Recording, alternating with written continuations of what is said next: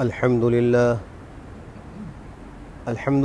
نحمده ونستعينه ونستغفره ونؤمن به ونتوكل عليه ونعوذ بالله من شرور أنفسنا ومن سيئات أعمالنا من يهده الله فلا مضل له ومن يضلله فلا هادي له ونشهد أن لا إله إلا الله وحده لا شريك له ونشهد أن سيدنا وحبيبنا ومولانا محمدا عبده ورسوله صلى الله تعالى عليه وعلى آله وصحبه وأزواجه وذريته وبارك وسلم تسليما كثيرا كثيرا. أما بعد فأعوذ بالله من الشيطان الرجيم. بسم الله الرحمن الرحيم. تلك الدار الآخرة نجعلها للذين لا يريدون علوا في الأرض ولا فسادا والعاقبة للمتقين.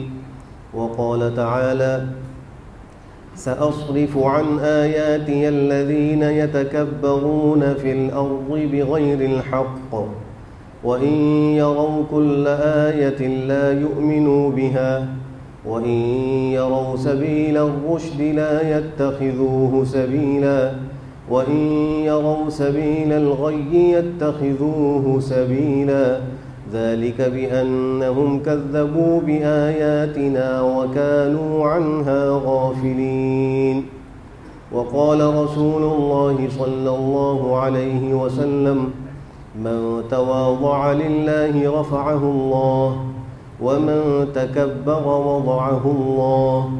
وقال رسول الله صلى الله عليه وسلم: قال الله عز وجل: الكبرياء ردائي والعظمة إزاري فمن نازعني واحدا منهما قذفته في النار. صدق الله مولانا العظيم وصدق رسوله النبي الكريم ونحن على ذلك من الشاهدين والشاكرين والحمد لله رب العالمين. محترم سامعین اور برادران عزیز، اللہ سبحانہ و تعالیٰ نے انسان کے لیے دو بڑے عالم رکھے ہیں. ایک عالم دنیا کا ہے اور ایک عالم آخرت کا ہے. اس عالم دنیا میں انسان عالم آخرت کی تیاری کے لیے آیا ہے اور اس میں جو کامیابیاں اللہ نے ماننے والوں کے لیے رکھی ہیں ان کو حاصل کرنے کے لیے آیا ہے. لیکن کچھ چیزیں ایسی ہیں، کچھ رکاوٹیں ایسی ہیں جو انسان کو اس عالم دنیا میں عالم آخرت کی تیاری سے روکنے والی ہوتی.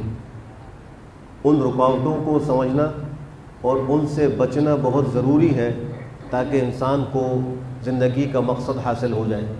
جیسا کہ کہا گیا ہے کہ ان الدنیا خلقت لکم وانکم خلقتم للآخرہ. دنیا تمہارے لیے پیدا کی گئی ہے اور تم آخرت کے لیے پیدا کیے گئے ہو. تو یہ دو عالم ہیں، ان میں عالم آخرت کی تیاری یہ انسان کا مقصود ہے. ان رکاوٹوں میں ایک بڑی رکاوٹ، یوں کہا جائے کہ مقصد کے حصول میں ایک بڑی رکاوٹ وہ تکبر اور بڑائی ہے. جب کسی شخص کے اندر یہ بیماری آ جائے تو پھر وہ مقصد سے ہٹ جاتا ہے اور اس کو مقصد حاصل نہیں ہوتا. اس دنیا کے اندر سب سے پہلی بیماری امراض باطنہ کے اعتبار سے جو آئی ہے وہ تکبر ہے. اس لیے کہ جب حضرت آدم علی نبینا وعلیہ الصلوات والتسلیمات کو اللہ سبحانہ وتعالیٰ نے پیدا کیا اور پیدا کرنے کے بعد ان کو مسجود ملائکہ بنایا اور تمام جنات کو، فرشتوں کو یہ حکم تھا کہ ان کو سجدہ کریں. ان سب نے سجدہ کیا اور ابلیس نے سجدہ نہیں کیا.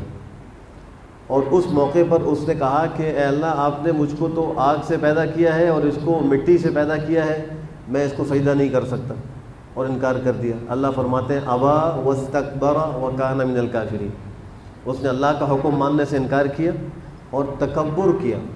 قرآن کریم تصریح کر رہا ہے کہ شیطان نے، ابلیس نے جو حضرت آدم علیہ السلام کو سجدہ نہیں کیا اور اللہ کے اس حکم کو پورا نہیں کیا، اس میں رکاوٹ تکبر تھا۔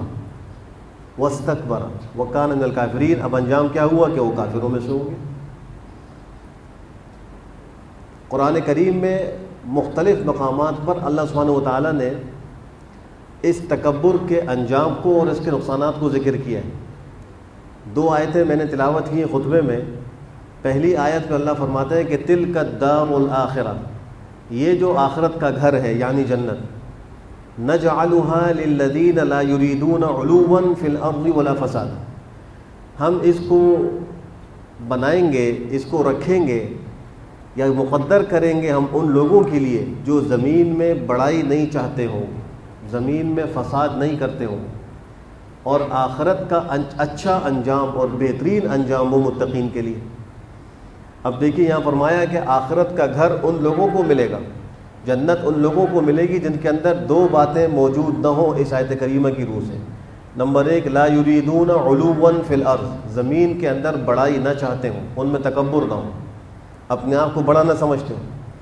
اور دوسری بات فرمائی ولا فساد، اور زمین میں فساد نہ چاہتے ہوں۔ معلوم یہ ہوا کہ تکبر اور زمین میں فساد یہ 2 ایسی بیماریاں ہیں جو انسان کو آخرت کے گھر جنت سے محروم کرنے والی۔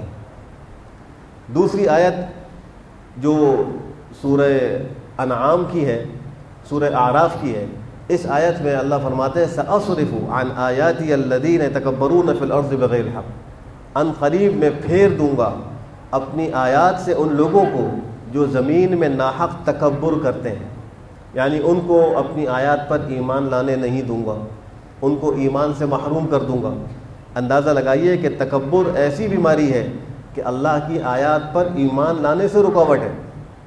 پہلی آیت سے معلوم ہو رہا ہے کہ دار آخرت اور جنت میں داخلے سے رکاوٹ ہے، اور اس آیت سے معلوم یہ ہو رہا ہے کہ وہ اللہ کی آیات پر ایمان لانے سے انسان کو روکتا ہے۔ یہ تکبر ایسا خطرناک مرض ہے۔ آگے اللہ فرما رہے ہیں کہ اس کا نتیجہ کیا ہوتا ہے، وَإِن يَرَوْا كُلَّ آیَةٍ لَا يُؤْمِنُوا بِهَا، متکبر شخص کے سامنے ہر قسم کی دلیل آ جائے، ہر قسم کی نشانی آ جائے تو ایمان لے کر نہیں آتا، اس کو مانتا نہیں۔ یہ تکبر کا ایک اور نقصان ہے، گویا ایمان لانے سے مانع بھی تکبر ہے۔ مشرکین مکہ کو دیکھ لیجئے، ابو جہل کو دیکھیں، ابو لہب کو دیکھیں، جن کے سامنے قرآن کریم پیغمبر پر اترتا تھا اور وہ وحی کی کیفیت کو اپنی آنکھوں سے دیکھتے تھے، اللہ کی مدد کو اترتے ہوئے وہ خود دیکھتے تھے، لیکن چونکہ دلوں میں تکبر تھا تو ایمان لانے کی توفیق نہیں ہوئی۔ ہر قسم کی نشانی دیکھ رہے ہیں۔ ایک موقع پر تو مشرکین نے کہا ہم آپ پر ایمان لائیں گے اس وقت جب آپ اس چاند کو 2 ٹکڑے کریں ہمارے سامنے۔ آپ نے اللہ کے حکم سے اس کو اشارہ کیا، وہ چاند 2 ٹکڑے ہو گیا، پھر بھی ایمان لے کر نہیں آئے۔ اس سے پہلی اقوام میں دیکھ لیں، انہوں نے اپنے وقت کے نبی سے اپنے فرمائشی معجزات کا مطالبہ کیا۔ قوم ثمود نے حضرت صالح علیہ السلام سے اونٹنی کا مطالبہ کیا، ان کو وہ دے دی گئی۔ تکبر کی وجہ سے اس معجزے کو اپنی آنکھوں سے دیکھنے کے بعد بھی ایمان لے کر نہیں آئے۔ اللہ فرماتے ہیں وَإِن يَرَوْا كُلَّ آیَةٍ لَا يُؤْمِنُوا بِهَا۔ دوسرا نقصان کیا ہے، وَإِن يَرَوْا سَبِيلَ الرُّشْدِ لَا يَتَّخِذُوهُ سَبِيلًا، اس تکبر کی وجہ سے اگر وہ رشد و ہدایت کا راستہ دیکھیں تو اس کو راستہ نہ بنائیں، اس کی اطاعت نہ کریں۔ معلوم یہ ہوا کہ صراط مستقیم پر چلنے میں بھی رکاوٹ وہ یہ تکبر کی بیماری ہے۔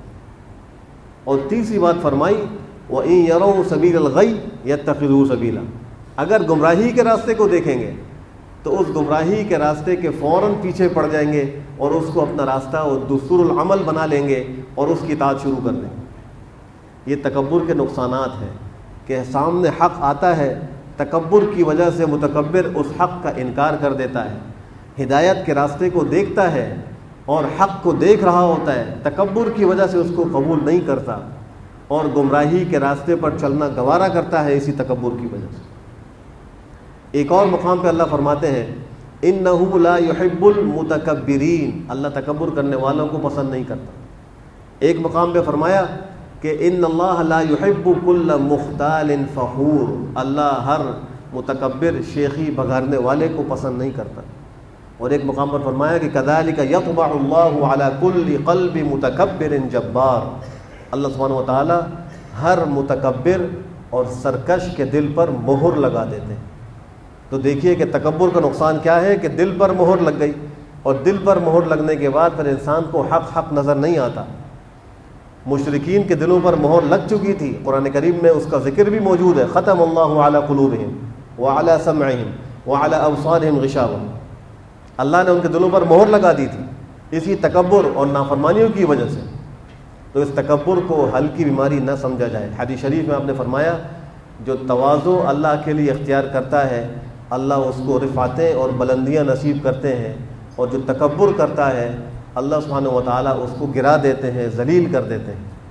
ایک روایت میں جو حضرت علی کرم اللہ تعالیٰ وجہہ سے مروی ہے، فرماتے ہیں کہ جو شخص اس دنیا میں کسی کے فقر و فاقے کی وجہ سے اس کو حقیر سمجھے، اپنے آپ کو اس سے بہتر سمجھے اور تکبر کرے، تو کل قیامت میں اللہ اس کو ذلیل کریں گے تمام اولین و آخرین کے سامنے میدان حشر۔ اس دنیا میں تکبر کرنے والوں کو سوچ لینا چاہیے کہ جو اپنے سے کمتر لوگوں کو حقیر سمجھ رہے ہیں اور اپنے آپ کو ان سے بہتر سمجھ رہے ہیں، کل قیامت میں اللہ اولین و آخرین کے سامنے ان کو بے عزت کریں گے اور ذلیل کریں گے۔ اس ذلت کا کوئی مداوع نہیں ہو سکتا۔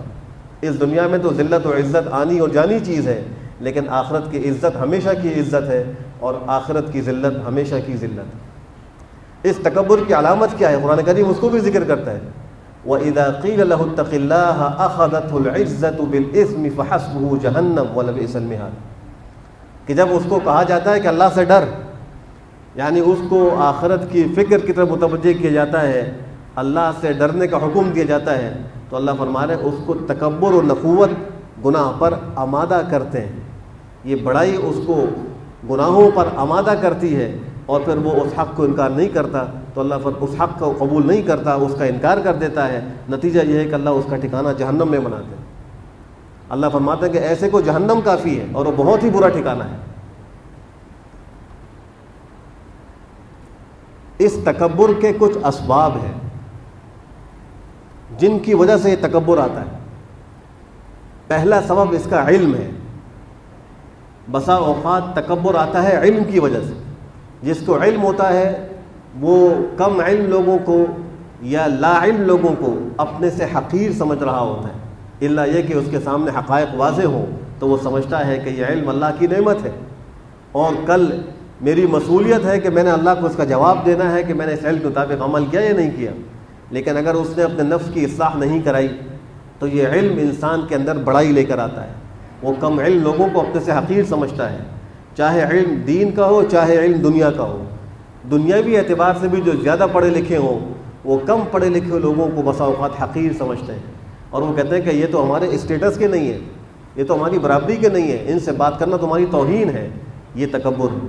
کبھی علم دین کی وجہ سے بھی اگر اصلاح نہ ہوئی ہو تو جن لوگوں کو دین کا علم نہ ہو ان کے بارے میں بڑائی دل میں آتی ہے۔ حدیث شریف میں آتا ہے جو حدیث قدسی ہے، سرکار دو عالم صلی اللہ تعالیٰ علیہ وآلہ وسلم نے ارشاد فرمایا کہ اللہ سبحانہ و تعالیٰ کا ارشاد ہے۔ حدیث قدسی وہی ہوتی ہے جس میں الفاظ تو پیغمبر کے ہوتے ہیں لیکن وہ اس حدیث کو اللہ کی طرف منسوب کرتے ہیں۔ اللہ فرما رہے ہیں الکبریاء ردائی والعظمت ازاری، یہ بڑائی اور عظمت میری خاص صفتیں ہیں، میرے علاوہ کسی کو زیب نہیں دیتی۔ فمن نازعنی واحدا منہما، جو کوئی ان میں سے کسی ایک کے اندر بھی مجھ سے جھگڑے گا قذفتہ فی النار، میں اس کو اٹھا کے جہنم میں ڈال دوں۔ جو کوئی تکبر اختیار کرے گا، بڑائی اختیار کرے گا، تو گویا وہ اللہ کی خاص صفت میں جھگڑ رہا ہے اور اس کو چھیننے کی کوشش کر رہا ہے۔ تو اللہ فرماتے ہیں کہ اس کو میں جہنم میں ڈال دوں گا۔ اور ایک اور روایت میں ہے کہ قسمتہ، میں اس کی گردن توڑ دوں گا۔ اللہ سے کون جنگ کا اعلان کر سکتا ہے؟ اللہ کا کون مقابلہ کر سکتا ہے؟ تکبر کرنے والا گویا اللہ کے مقابلے میں آ رہا ہے، اللہ کی صفت کے مقابلے میں آ رہا ہے۔ تو ایک سبب اس کا یہ علم ہے۔ اس جگہ کسی کو اللہ نے علم دیا تو وہ اس کو اللہ کی نعمت سمجھے، اپنا کمال نہ سمجھے۔ آپ دیکھیے حضرت ابراہیم علیہ السلام کو اللہ سبحانہ و تعالیٰ نے آسمان و زمین اور ساری ملکوت آشکارا کی تھی اور ان کو دلائل کا علم دیا تھا۔ انہوں نے اپنی قوم سے مناظرہ کیا اور قوم ان کی باتوں کا جواب نہیں دے سکی۔ اللہ فرماتے ہیں ان کے اس مناظرے کے بعد وَتِلْكَ حُجَّتُنَا آتَيْنَاهَا إِبْرَاهِيمَ عَلَىٰ قَوْمِهِ، یہ جتنے دلائل ہیں یہ ہم نے ابراہیم کو دیے تھے ان کی قوم کے خلاف۔ معلوم یہ ہوا کہ اللہ کی دین ہے، اگر اللہ علم نہ دیتا تو ان کو یہ علم حاصل نہ ہوتا۔ اس دنیا میں اللہ نے جس کو علم دیا وہ سمجھے کہ اللہ نے مجھے عطا فرمایا، اللہ کی نعمت ہے، اور اس کو اللہ کا شکر ادا کرے، اس کو تکبر کا سبب نہ بنائے۔ حضرت سلیمان علیہ السلام کو اللہ نے بڑی قوت دی تھی، انہوں نے اللہ سے دعا کی تھی کہ ہب لی ملکا لا ینبغی لأحد من بعدی انک انت الوہاب، مجھے ایسی بادشاہت دے جو میرے بعد کسی کو آپ نہ دے، وہ میرے ہی ساتھ خاص ہو۔ اللہ نے ان کو جنات پر، اللہ نے ان کو ہواؤں پر، جانوروں پر اور ساری مخلوق پر ان کو بادشاہت نصیب فرمائی تھی۔ ملکہ بلقیس کا تخت جب ان کے دربار میں پلک جھپکنے کی مقدار میں آیا تو انہوں نے اس کے جواب میں یہ نہیں کہا کہ یہ میرا کمال ہے، میرے ساتھ ایسی مخلوق مسخر ہے کہ میں نے ایک لمحے میں اتنی دور کی مسافت سے اتنا عالیشان تخت یہاں منگوا لیا، بلکہ فوراً کہا ھذا من فضل ربی لیبلونی اشکر ام اکفر، یہ میرے پروردگار کا فضل ہے، وہ میری آزمائش کر رہا ہے کہ میں شکر ادا کرتا ہوں یا ناشکری کرتا ہوں۔ تو اگر کسی کو اللہ نے علم کی دولت دی ہے تو وہ اس کو اللہ کی نعمت سمجھ کر شکر ادا کرے۔ دوسرا سبب وہ زہد و عبادت ہے، جس کو اللہ عبادت کی اور دنیا سے بے رغبتی کی نعمت سے اس کو اللہ نوازے تو وہ اس کو بھی اللہ کی توفیق سمجھے۔ بسا اوقات جو لوگ زیادہ عبادت کرتے ہیں وہ کم عبادت کرنے والوں کو اپنے سے حقیر سمجھتے ہیں کہ میں تو ہر وقت صف اول میں ہوتا ہوں، فلاں کو دیکھو وہ تو مصروف ہے، فلاں تو مسجد میں ہی نہیں آتا، میں تو عصر سے لے کے عشاء تک مسجد میں ہوتا ہوں، اتنا قرآن پڑھتا ہوں، اور فلاں کو تو میں نے کبھی قرآن پڑھتے ہوئے نہیں دیکھا۔ یہ بات جو اندر آ رہی ہے یہ زہد و عبادت کی وجہ سے آ رہی ہے، جو انسان کے ایک کبر کا سبب بن رہا ہے۔ یاد رکھیے ہم جو کچھ بھی کرتے ہیں محض اللہ کی توفیق سے کرتے ہیں، ہمارا کوئی کمال نہیں۔ یہی اللہ اگر ہمیں بیمار کر دے، مسجد میں آنے کی توفیق نہ دے، خدا نخواستہ زبان پر فالج گر جائے، قرآن پڑھنے کی توفیق سلب ہو جائے، انسان کو اللہ ہدایت سے ہٹا کر گمراہی پہ ڈال دے، قادر مطلق ہے، تو انسان کیا کر سکتا ہے؟ اگر کسی چیز کی توفیق مل رہی ہے، کچھ عبادت ہو رہی ہے، کوئی انسان صحیح راستے پہ چل رہا ہے تو صرف اور صرف اللہ کا فضل ہے، اس پہ اللہ کا شکر کیجئے، اس سے نعمت بڑھے گی۔ تیسرا سبب وہ حسن و جمال ہے، اور حسن و جمال کی وجہ سے بھی کبھی انسان اپنے آپ کو دوسروں سے بڑا سمجھتا ہے، اور یہ اکثر بیماریاں خواتین میں بھی ہوتی ہیں۔ جن کو اللہ خوبصورتی نصیب کرتا ہے وہ خواتین دوسری کم خوبصورت عورتوں کو اپنے سے حقیر سمجھتی ہیں، ان سے بات کرنا اپنی توہین سمجھتی ہیں۔ تو یہ حسن و جمال بھی تو اللہ ہی کی نعمت ہے، انسان کے اپنے اختیار میں تھا؟ کیا وہ ماں کے پیٹ سے اپنی مرضی سے پیدا ہوا ہے؟ کیا اس کو جو شکل و صورت ملی ہے اس میں انسان کا کوئی اختیار تھا؟ وہ تو اللہ کا محض فضل تھا، اللہ نے اس کو اچھی صورت سے نوازا، اللہ نے اس کو خوبصورتی عطا فرمائی۔ یہی اللہ اگر اس کے منہ پر خدا نخواستہ لقوہ ڈال دے، منہ ٹیڑھا ہو جائے، چیچک کے داغ منہ پر نکل آئے، کتنے ہی حسین و جمیل ہوتے ہیں اور منہ پر اس قسم کے عیب پیدا ہو جاتے ہیں، وہ تو اللہ قادر ہے۔ اگر کسی کو اللہ نے خوبصورتی دی ہے تو اس کو بھی اللہ کی نعمت سمجھے۔ چوتھا سبب مالداری اور تونگری ہے۔ کسی کو اللہ مال دیتا ہے تو کبھی کبھی وہ اس مال کی وجہ سے کم مال والوں کو، فقراء اور مساکین کو اپنے سے کمتر سمجھتے ہیں۔ یہ مال بھی اللہ کی نعمت ہے، اگر اللہ چھین لے، مال کو ہلاک کر دے، اس پر کوئی آفت اتار دے، اللہ قادر مطلق ہے۔ اگر اللہ نے نعمت دی ہے اس کی قدر کیجیے، اس پہ شکر ادا کیجیے، اس کے حق کو ادا کرنے کی فکر کیجیے۔ تکبر کا ایک سبب قوت ہے، طاقت و قوت۔ اب چاہے وہ جسم کے اعتبار سے ہو، چاہے وہ عہدے اور مرتبے کے اعتبار سے ہو، الگ الگ چیزوں میں اللہ نے الگ الگ طاقت بھی رکھی ہے۔ کسی کو بڑا عہدہ مل جاتا ہے، طاقت حاصل ہو جاتی ہے تو وہ فرعون بن کر بیٹھ جاتا ہے، اور وہ سمجھتا ہے کہ میرے ماتحت تو کسی کھاتے میں ہی نہیں ہے، میں جیسے چاہوں ان کے ساتھ سلوک کروں۔ انجام ہم دنیا میں اپنی آنکھوں سے دیکھتے ہیں کہ آج عہدے دار ہے، کل وہ اس عہدے سے نیچے، آج اس کو قوت حاصل ہے، کل اس کی قوت سلب ہو گئی۔ یہ تماشے ہم دنیا میں صبح شام دیکھ رہے ہیں، لیکن اس سے عبرت حاصل نہیں کر رہے۔ جس کو اللہ نے قوت دی، عہدہ اور مرتبہ دیا، اختیار دیا، اس کو چاہیے کہ وہاں انصاف سے کام لے، کسی پر ظلم و زیادتی نہ کرے، کسی کا حق نہ مارے، اور اس عہدے کو، اس قوت و طاقت کو دائمی نہ سمجھے۔ ہر عروج کو زوال ہے، اس دنیا میں کوئی چیز دائمی نہیں ہے۔ اگر جوانی ہے تو وہ بھی زوال پذیر ہے، اگر قوت ہے تو وہ بھی ضعف کی طرف جا رہا ہے، انجام اس کا ضعف اور ہلاکت اور فنا ہے۔ اس دنیا میں متکبرین کا انجام کیا ہوا اس پر انسان غور کرے۔ شیطان نے تکبر کیا، راندہ درگاہ ہوا۔ قابیل نے تکبر کیا، ہمیشہ کے لیے مردود ہوا، اور قیامت تک اس روئے زمین پر جتنے بھی ناحق قتل ہوں، حدیث شریف کی روح سے ابن آدم قابیل کا اس میں حصہ ہے، اس لیے کہ اس روئے زمین پر سب سے پہلا ناحق قتل کرنے والا وہ قابیل تھا۔ اس نے حسن و جمال کو حاصل کرنے کے لیے اپنے آپ کو اس کا مستحق سمجھتے ہوئے حابیل کے قتل کا ارتکاب کیا تھا۔ اللہ فرماتے ہیں کہ ذلیل و خوار ہو گیا۔ اس کے بعد آئی حضرت ابراہیم علیہ السلام کے زمانے میں نمرود تھا، اس کو اللہ نے قوت و بادشاہت دی تھی، اور اس کی بڑی عمر تھی، بڑے اختیار تھے، اور بڑی قوت و طاقت اس کو حاصل تھی۔ اس نے ایک عمارت بنائی تھی اتنی اونچی، لکھا ہے کہ 2 فرسخ، 1 میل میں 3 فرسخ ہوتے ہیں، گویا 1 میل سے کچھ کم اس کی اونچائی تھی۔ اس زمانے میں اس نے اتنی اونچی عمارت بنائی، اور اس لیے بنائی کہ میں قوم نوح کے طوفان سے بچ جاؤں گا اگر وہ آیا، چونکہ اس سے پہلے قوم نوح کا طوفان آ چکا تھا، اور اس کا مقصد یہ تھا کہ میں اس پر چڑھ کر، اس عمارت پہ چڑھ کے آسمان والوں سے جنگ لڑوں گا اور ان کو شکست دوں گا۔ اللہ نے اس عمارت کو بھی تباہ کیا، اس نمرود کو بھی تباہ کیا، اور تباہ کیسے کیا؟ ایک چھوٹے سے حقیر سے مچھر سے تباہ کیا، جو اس کے ناک کے راستے دماغ میں گھس گیا تھا، اور وہی اس کی موت کا سبب بنا۔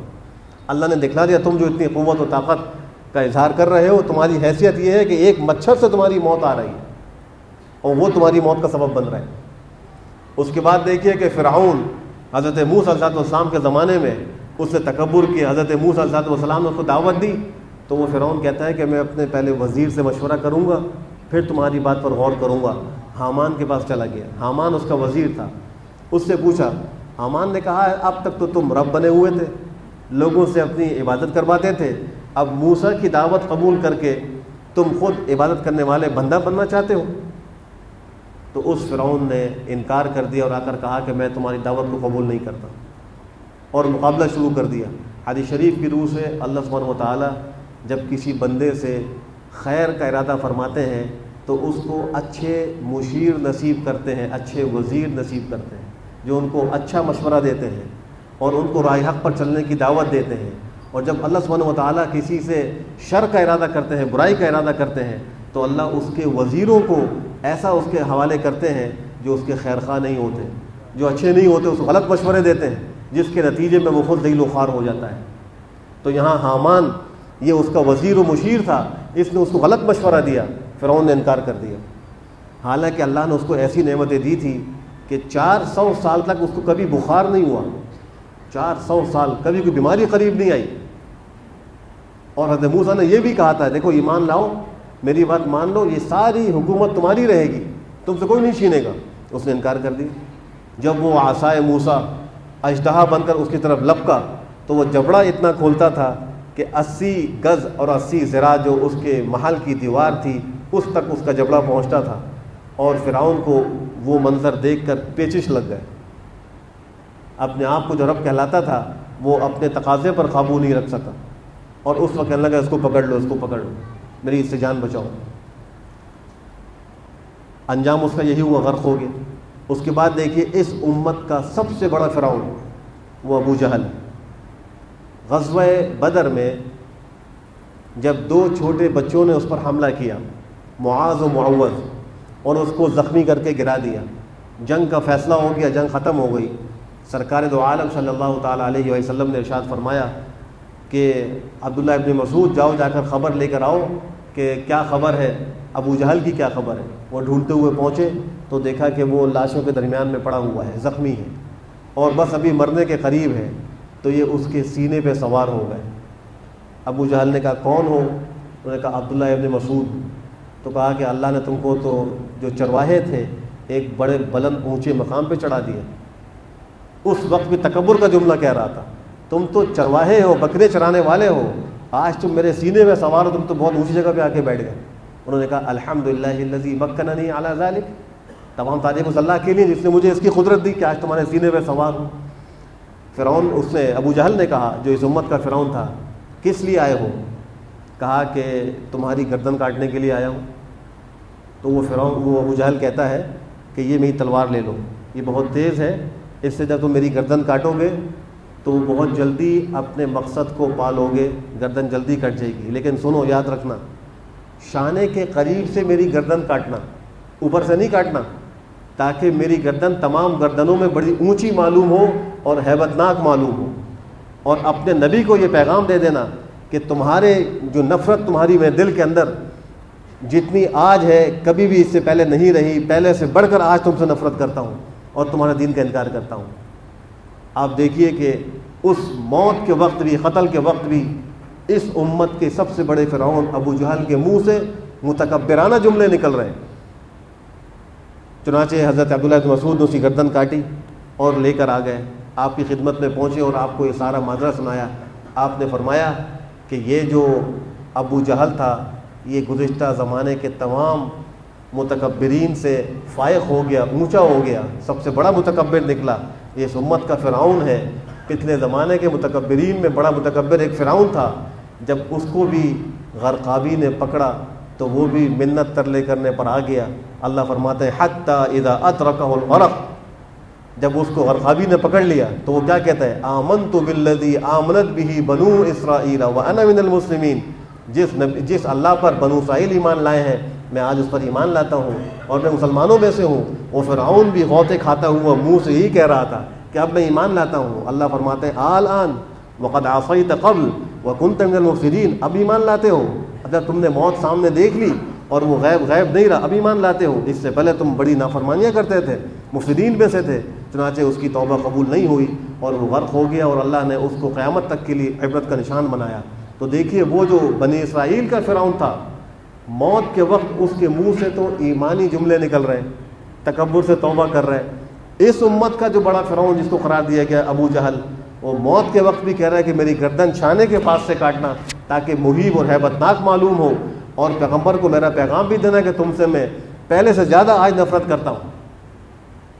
یہ تکبر کا انجام ہے اس دنیا میں، آخرت میں کیا ہوگا وہ تو اللہ جانتے ہیں۔ اب اس تکبر کا علاج کیا ہے؟ اس کا علاج، اس کی ضد ہے، وہ ہے تواضع۔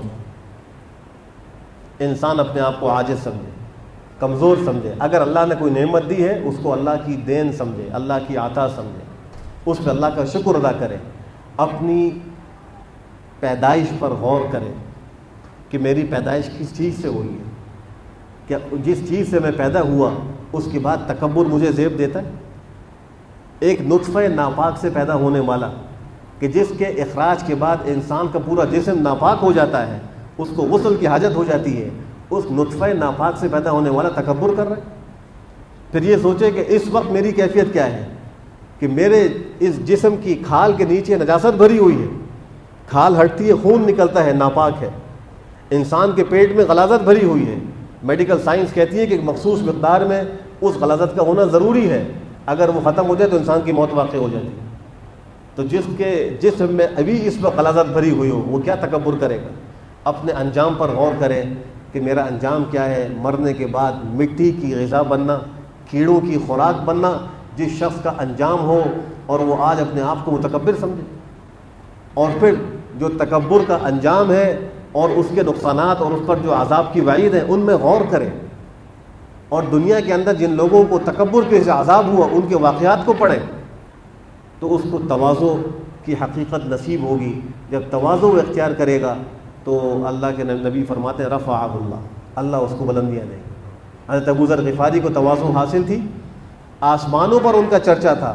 ایک دفعہ ابو ذر غفاری آپ کے ساتھ تشریف فرما تھے، بیٹھے ہوئے تھے، جبریل امین گزرے، ارشاد فرمایا، عرض کیا کہ اللہ کے رسول ھذا ابو ذر، یہ ابو ذر ہے۔